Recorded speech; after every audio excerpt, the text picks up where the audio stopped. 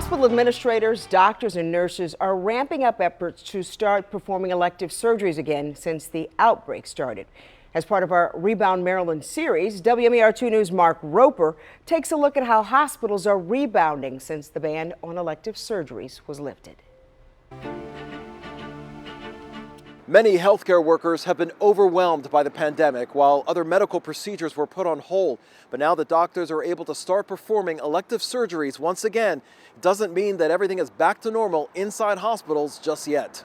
LifeBridge Health Chief Clinical Officer Dr. Matthew Poffenroth explains what challenges administrators are facing. So we still have to be mindful of supplies of PPE and medications and even just OR staff. We end up redeploying a lot of our OR staff, our nurses and techs to the ICUs. For about 2 months, most hospital procedures were limited to urgent or emergency care during the state of emergency. Some of that work was still being done, and that's sort of semi-urgent, meaning that if you put it off, you could potentially have a bad outcome.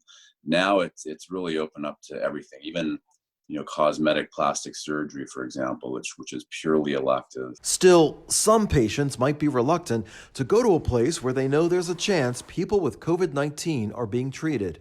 Ultimately, that's a quality of life decision for patients, why they're having surgery. So if they determine that, the discomfort of walking on an arthritic knee is worth putting up with as opposed to the risk of getting COVID, then they'll delay the surgery. But for patients ready to reschedule, they should expect to be tested for COVID-19 as they're re-examined for surgery. We're trying to do that testing within 5 days or so before the procedure, and then asking them to stay at home.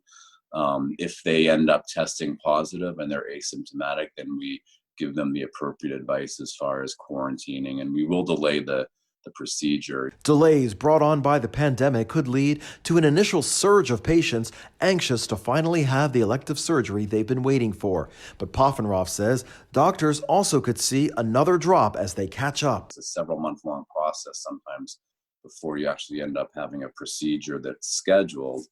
Well, if you're not seeing your primary care physician to talk to them about your pain or your lump or whatever, that whole process has to start again. And before anyone enters the hospital, all employees, patients, and providers will have to be screened and wear a mask. In Northwest Baltimore, Mark Roper, WMAR2 News.